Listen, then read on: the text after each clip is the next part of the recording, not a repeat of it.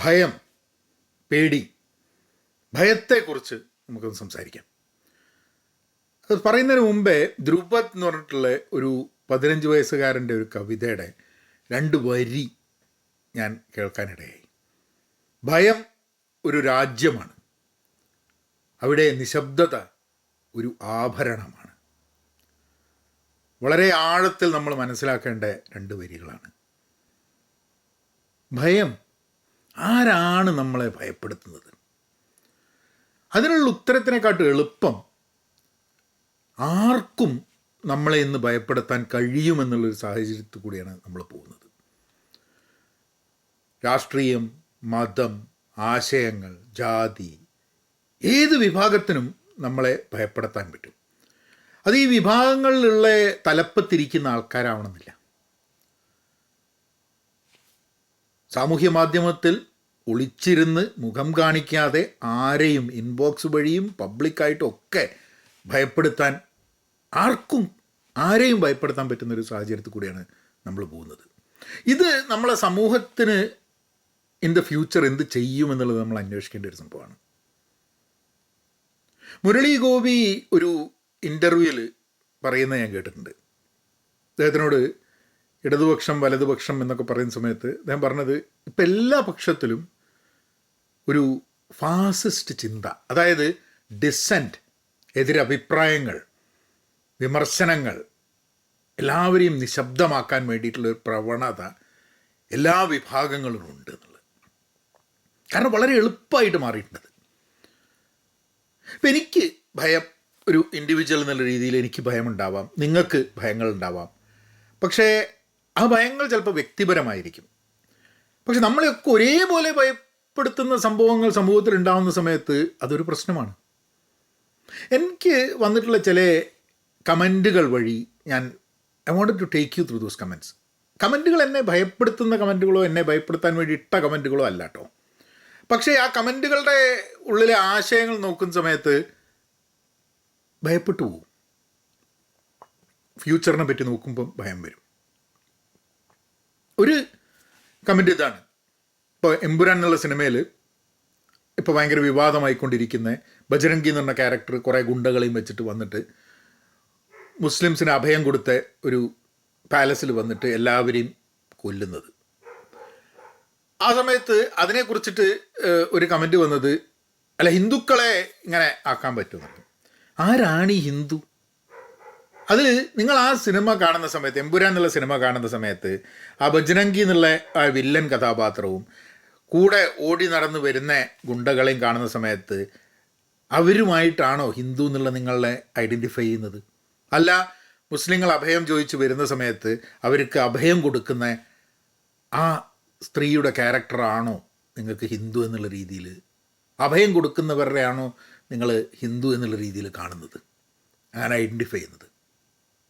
ഞാൻ ഒരു ഹിന്ദുവായിട്ട് ജനിച്ച് ഹിന്ദുവായി വളർന്ന് പിന്നെ ഒരു മതവുമില്ലാതെ ജീവിക്കുന്നൊരു കക്ഷിയാണ്. പക്ഷെ എന്നാലും ഞാൻ വളർന്ന സാഹചര്യം ഒക്കെ ഹിന്ദു ഇതാണ്. ഒരാൾ ചോദിച്ചു കഴിഞ്ഞിട്ടുണ്ടെങ്കിൽ സ്വാഭാവികമായിട്ടും ഞാനൊരു മുസ്ലിമാണെന്ന് പറയാൻ പറ്റില്ല, ഞാനൊരു ഹിന്ദു ആണെന്ന് തന്നെ പറയേണ്ടത്. പക്ഷെ എനിക്ക് ആ സിനിമ കാണുന്ന സമയത്ത് എനിക്ക് അഭയം നൽകിയ ആൾക്കാരുമായിട്ടാണ് ഒരു ഹിന്ദു എന്നുള്ളത് പറയുന്ന സമയത്ത് എനിക്ക് കണക്ട് ചെയ്യാൻ പറ്റുന്നത്. ധാരാളം സിനിമകൾ പല ഭാഷകളിലും വന്നിട്ടുണ്ട്, അതിലെ വില്ലൻ മുസ്ലിമായിട്ട്. ആ സിനിമ കാണുമ്പോൾ മുസ്ലിങ്ങൾക്ക് ആ വില്ലനുമായിട്ടാണോ കണക്റ്റ് ആവുന്നത്, അല്ല അതിലുള്ള മറ്റ് കഥാപാത്രങ്ങളായിട്ടാണോ? കാശ്മീർ ഫയൽസ് പോലുള്ള ചില സിനിമകളുണ്ട്, അതായത് ഒരൊറ്റ നല്ല മുസ്ലിമിനെ പോലും കാണിക്കാതെ എടുത്ത ചില സിനിമകൾ. അങ്ങനെ ഉണ്ടാവും ചിലപ്പോൾ സിനിമകൾ. പക്ഷേ ധാരാളം സിനിമകളിൽ, എത്രയോ സിനിമകളിൽ നമുക്ക് വില്ലൻ കഥാപാത്രം മുസ്ലിമായിട്ടുള്ളുണ്ട്, ഹീറോ കഥാപാത്രം മുസ്ലിമായിട്ടുണ്ട്, വില്ലൻ കഥാപാത്രം ക്രിസ്ത്യനും ഹിന്ദു ആയിട്ടുണ്ട്. വില്ലന്മാരെന്ന് പറഞ്ഞു കഴിഞ്ഞാൽ ഒരു മതത്തിൽ മാത്രമോ അല്ലെങ്കിൽ ഒരു രാഷ്ട്രീയത്തിൽ മാത്രമോ അല്ലെങ്കിൽ ഒരു വിഭാഗത്തിൽ മാത്രമോ ഉള്ളതല്ല.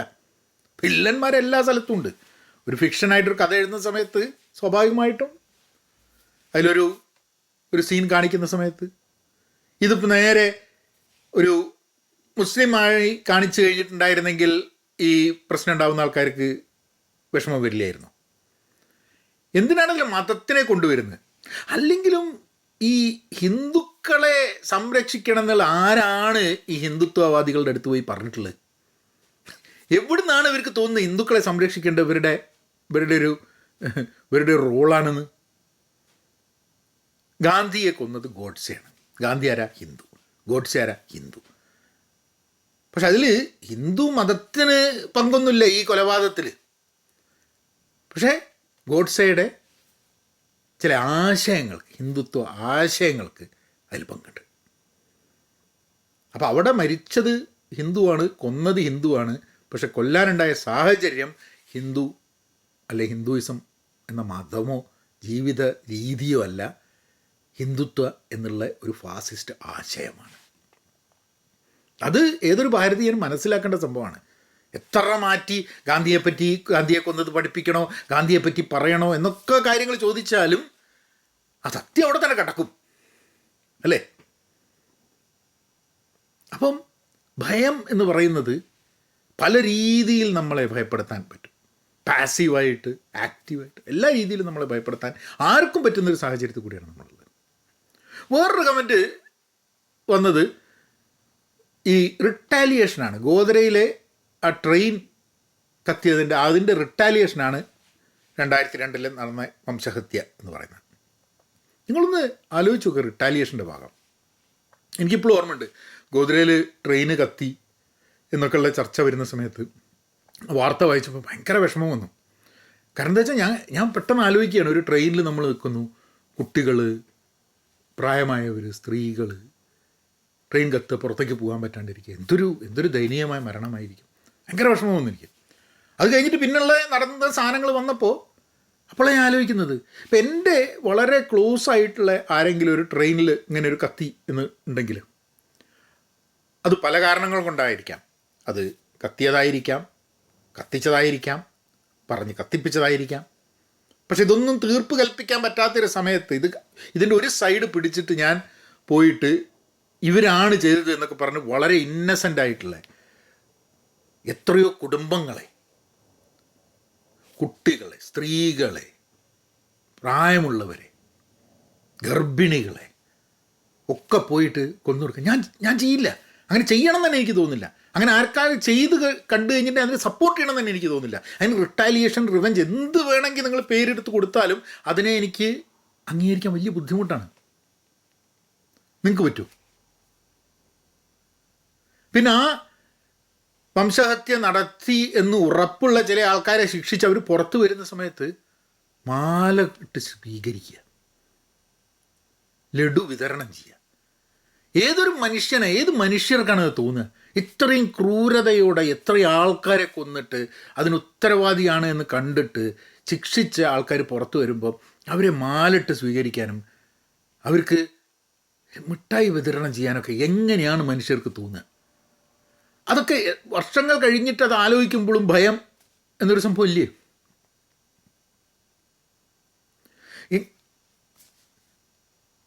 ഇതിൻ്റെ ഒരു കമൻറ്റ് ചെയ്തൊരു കക്ഷി കാനഡയിൽ ഇരുന്നിട്ടാണ് കമൻറ്റ് ചെയ്തത്. ഞാൻ അമേരിക്കയിലും കാനഡയിലും ഓസ്ട്രേലിയയിലും മറ്റു സ്ഥലത്തും ഇരുന്നിട്ട് കേരളത്തിൻ്റെയോ ഇന്ത്യേൻ്റെയോ കാര്യം കമൻറ്റ് ചെയ്യാൻ പാടില്ല എന്നല്ല കേട്ടോ. ഒക്കെ നമുക്ക് എവിടെ നിന്നാലും നമ്മളെ നാടിനെക്കുറിച്ചും ഇന്ത്യയെക്കുറിച്ചും ഒക്കെ നമുക്ക് അഭിപ്രായം പറയാനുള്ള സ്വാതന്ത്ര്യമുണ്ട്. പക്ഷേ ഇതിൽ രസം എന്താണെന്ന് പറഞ്ഞു കഴിഞ്ഞാൽ, ഇന്ത്യയുടെ പുറത്ത് പോയിട്ട് ഇന്ത്യയിലുള്ള ആൾക്കാരോട് പാകിസ്ഥാനിലേക്ക് പോടാ എന്ന് പറയാൻ കുറച്ചൊന്നും തൊല്ലിക്കട്ടി പോരാ. അതായത് ഇന്ത്യ പാർട്ടീഷൻ കഴിഞ്ഞപ്പോൾ പാകിസ്ഥാനിലേക്ക് പോകണോ എന്ന് ചോദിച്ചു. പാകിസ്ഥാനിലേക്ക് പോകണ്ട, ഇന്ത്യയാണ് എൻ്റെ രാജ്യമെന്ന് പറഞ്ഞ് അവിടെ താമസമാക്കിയ മുസ്ലിമുകളുടെ അനന്തരാവകാശികളാണ് ഇന്നത്തെ ഭാരതത്തിലെ മുസ്ലിംസ്. അത് മനസ്സിലാക്കേണ്ട ആവശ്യമുണ്ട്. അത് ഭാരതീയരൊക്കെ, ഹിന്ദു ആയാലും മുസ്ലിം ആയാലും ക്രിസ്ത്യൻ ആയാലും മനസ്സിലാക്കേണ്ട ഒരു ആവശ്യമുണ്ട്. അതാണ് സത്യം. അല്ലാണ്ട് എവിടെയെങ്കിലുമൊക്കെ ഇരുന്നിട്ട് പാകിസ്ഥാനിലേക്ക് പോകാന്ന് പറഞ്ഞാൽ പോകാൻ നിൽക്കല്ല ആൾക്കാർ.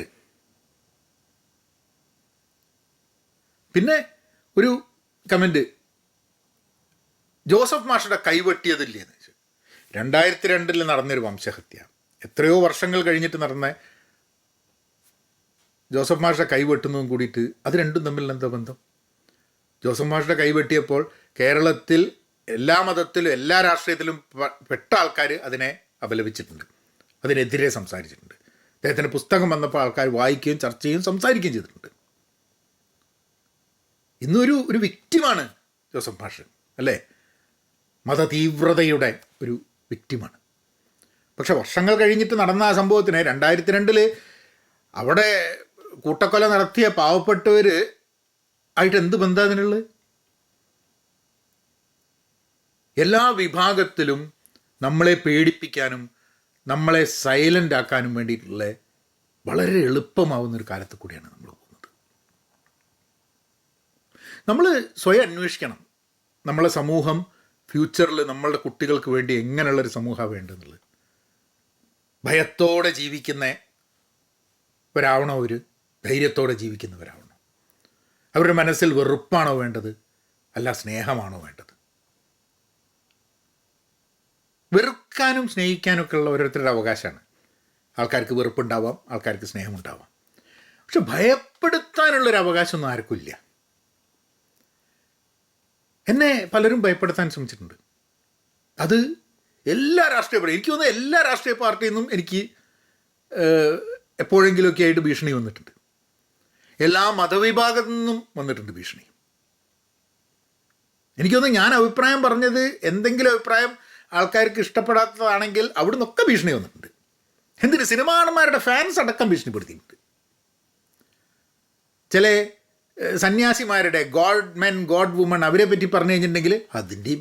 അപ്പോൾ അത് ഭീഷണിപ്പെടുത്തുക, ഭയപ്പെടുത്തുക എന്നുള്ളത് ഒരുതരം വളരെ ഈസി ആയിട്ട് ചെയ്യാൻ പറ്റുന്നൊരു സംഭവമായിട്ട് മാറിയിട്ടുണ്ട്. കാരണം സാമൂഹ്യ മാധ്യമത്തിലൊക്കെ ഒളിച്ചിരുന്നിട്ട് മുഖം കാണിക്കാതെ ഇൻബോക്സ് വഴിയും അവിടെ ഇവിടെയൊക്കെ ആൾക്കാർക്ക് ഭീഷണിപ്പെടുത്താൻ പറ്റും.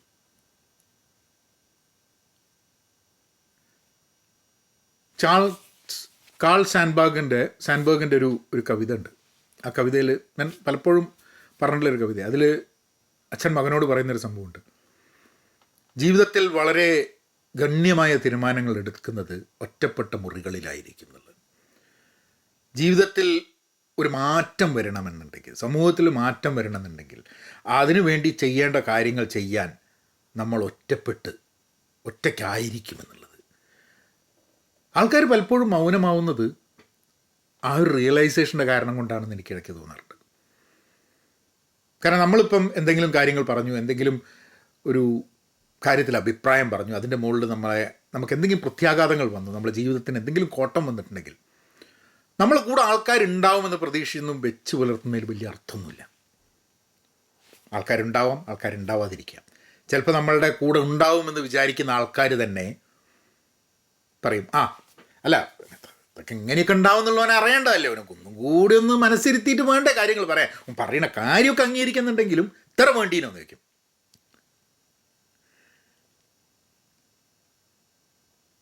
നമ്മൾക്കൊരു പ്രശ്നം ഉണ്ടായാൽ നമ്മളെ കൈയൊഴിയാൻ ഒരു പ്രശ്നം ഉണ്ടാവില്ല ആൾക്കാർക്ക് എന്നുള്ളത് കൊണ്ട് നമ്മൾ നിശബ്ദമായിരിക്കണം.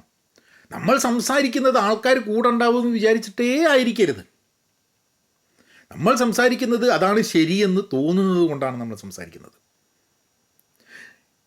ഇപ്പം എനിക്ക് വന്ന കമൻറ്റുകൾ എന്നെ ഭീഷണിപ്പെടുത്തുന്ന കമൻറ്റുകളൊന്നുമല്ല. ഭീഷണിപ്പെടുത്തുന്ന കമൻറ്റുകൾ വന്നിട്ടുണ്ട്, ഇല്ല എന്നല്ല. പക്ഷേ നിങ്ങൾ ഏത് പാർട്ടിയിലുള്ളായാലും, ഏത് മതത്തിൻ്റെ, ഏത് വിഭാഗത്തിൻ്റെ ആളായാലും നിങ്ങൾ ആരെങ്കിലും ഭീഷണിപ്പെടുത്തിയിട്ടുണ്ടെങ്കിൽ നിങ്ങൾക്ക് മാറാൻ ശ്രമിക്കണം. കാരണം നിങ്ങളെപ്പോലെ ഭീഷണിപ്പെടുത്തുന്ന, മറ്റുള്ളവരെ പേടിപ്പിക്കുന്ന ഒരാളായിരിക്കണോ നിങ്ങളുടെ മക്കൾ? നിങ്ങൾക്ക് പേടിയുണ്ടെങ്കിൽ നിങ്ങളെപ്പോലെ പേടിച്ച് കഴിയേണ്ടവരായിരിക്കണോ നിങ്ങളുടെ നെക്സ്റ്റ് ജനറേഷൻ? നിങ്ങളെ മനസ്സിൽ വെറുപ്പുണ്ടെങ്കിൽ, എന്ത് വെറുപ്പുണ്ടെങ്കിൽ, അതിനെന്ത് കാരണങ്ങളായാലും അതേപോലുള്ള വെറുപ്പും വെച്ച് ജീവിക്കുന്നവരാവണോ നിങ്ങളെ നെക്സ്റ്റ് ജനറേഷൻ? എങ്ങനത്തെ ആൾക്കാരാണ്, എങ്ങനത്തെ സമൂഹത്തിലാണ്, എങ്ങനത്തെ ലോകത്തിലാണ് നമ്മളുടെ നെക്സ്റ്റ് ജനറേഷൻ ജീവിക്കേണ്ടതെന്ന് അതിന് നമുക്കൊരു കൺട്രോൾ ഉണ്ട്. എങ്ങനത്തെ സമൂഹമാണ് ഫ്യൂച്ചറിൽ വേണ്ടത് എന്ന് തീരുമാനിക്കാനും അതിനു വേണ്ടി പ്രവർത്തിക്കാനും നമ്മൾക്കൊക്കെ കഴിയുമെന്നുള്ളതാണ്. അവിടെ മൗനം ഒരു ചോയ്സ് അല്ല, നിശബ്ദത ഒരു ചോയ്സ് അല്ല. പക്ഷേ ധ്രുപദ് പറയുന്ന പോലെ, ആ 15 വയസ്സുകാരൻ എഴുതിയ പോലെ, ഭയം ഒരു രാജ്യമാണ്. അവിടെ നിശബ്ദത ഒരു ആഭരണമാണ്. ആഴത്തിൽ ചിന്തിക്കേണ്ടതാണ്. ഭയം വരും ചില സമയത്ത് ആ ഭയത്തിന് നമ്മൾ കീഴ്പ്പെട്ട് പോകും. ചിലപ്പോൾ കുറേ കാലം നമ്മൾ ചിലപ്പം മിണ്ടാണ്ടിരിക്കും. പക്ഷെ പിന്നെ നമ്മൾ വിചാരിക്കും no, we have to say something. അങ്ങനെ വല്ലതും പറഞ്ഞു കഴിഞ്ഞാൽ അതിൻ്റെ പ്രത്യാഘാതങ്ങൾ ചിലപ്പോൾ നമ്മൾ ഒറ്റയ്ക്ക് അനുഭവിക്കേണ്ടി വരും. അതും സത്യമാണ്. But there is A choice. ആ ചോയ്സിൽ ഒരു ഭയം കാരണം മിണ്ടാതെ ആയ ഒരു വ്യക്തിയെ കുറ്റപ്പെടുത്തുന്നതിൽ അർത്ഥമൊന്നുമില്ല. ആൾക്കാരുടെ ചോയ്സാണ്. സംസാരിച്ചു കഴിഞ്ഞാൽ അതിൻ്റെ എല്ലാവിധ പ്രത്യാഘാതങ്ങളും ഏറ്റെടുക്കാൻ നമ്മൾ തയ്യാറാവും വേണം. നമ്മളെ ഭയപ്പെടുത്താൻ ആൾക്കാരുടെ കുറവില്ലാത്തൊരു ലോകത്ത്, അതിന് അവസരങ്ങളില്ലാത്തൊരു ലോകത്ത് കൂടിയാണ് നമ്മൾ. ഭയം എന്നുള്ളത് എല്ലാ വിഭാഗത്തിൻ്റെയും ഒരായുധമാക്കി അവർ മാറ്റിക്കൊണ്ടിരിക്കുകയാണ്. ഭയപ്പെടുത്തുന്നവരുടെ വിജയം നമ്മളുടെ മൗനമാണ്, നമ്മളുടെ മൗനം മാത്രമാണ്. അപ്പോൾ മൗനമാവാതിരിക്കുക, നിശബ്ദമാവാതിരിക്കുക എന്നുള്ളത് നമ്മൾ അടുത്ത തലമുറയ്ക്ക് കൊടുക്കേണ്ട അവരോടുള്ള നമ്മളുടെ ഒരു ഉത്തരവാദിത്വം കൂടിയായിട്ട് മാറുകയാണ്. എങ്ങനെ ശബ്ദിക്കണം, എങ്ങനെ സംസാരിക്കണം എന്നുള്ളത് നമുക്ക് തീരുമാനിക്കാൻ പറ്റുന്നതാണ്. അത് വെറുപ്പിൻ്റെ രീതിയിൽ സംസാരിക്കണോ, സ്നേഹത്തിൻ്റെ രീതിയിൽ സംസാരിക്കണോ, അത് തിരിച്ച് ഭയപ്പെടുത്തുന്ന രീതിയിൽ സംസാരിക്കണോ, അത് ധൈര്യത്തോടു കൂടി ആ ഭയത്തെ നിഷ്പ്രഭമാക്കുന്ന ആ രീതിയിൽ സംസാരിക്കണോ, അതൊക്കെ നമ്മളുടെ ചോയ്സാണ്. പക്ഷേ നമുക്ക് the thing that we cannot do is we cannot stop talking, we cannot stop asking questions, we cannot stop conversing. എനിക്ക് തോന്നുന്നുണ്ട് ഈ കമൻറ്റുകൾ വന്ന ആൾക്കാരെ ഞാൻ ബ്ലോക്ക് ചെയ്യും ആക്ച്വലി. കാരണം അവരുമായിട്ട് സംവദിക്കാൻ പറ്റില്ല, ഒരു ആശയങ്ങളുമായി. ഇടയ്ക്ക് എനിക്ക് തോന്നും സംവദിക്കേണ്ടതായിരുന്നു ഇവരോട് എന്നുള്ളത്. പക്ഷെ നമുക്ക് സമയം കിട്ടില്ല ഓരോരുത്തരോടും ഇൻഡിവിജ്വലായിട്ട് അങ്ങനെ കാലം ഉണ്ടായിരുന്നു എനിക്ക് ഓരോ ആൾക്കാരുമായി ഇൻഡിവിജ്വലി കമൻറ്റ് ചെയ്ത് അതിനുള്ള വയ്യ, സമയമല്ല. അതുകൊണ്ടാണ് ഇങ്ങനൊരു വീഡിയോ ചെയ്യുന്നത്. നിങ്ങൾ നിങ്ങളുടെ ജീവിതത്തിൽ ആരെങ്കിലും ഭയപ്പെടുത്തിയിട്ടുണ്ടെങ്കിൽ നിങ്ങളൊരു അഭ്യർത്ഥനയാണ്, a request you, please look inside. നിങ്ങളെപ്പോലെ ആൾക്കാരെ ഭയപ്പെടുത്തുന്ന ഒരാളായിട്ട് നിങ്ങളെ കുട്ടികൾ വളരണമെന്ന് നിങ്ങൾക്ക് ആഗ്രഹമുണ്ടോ? ഉണ്ടാവുമെന്ന് എനിക്ക് തോന്നുന്നില്ല. ഉണ്ടാവും എന്നെനിക്ക് തോന്നുന്നില്ല.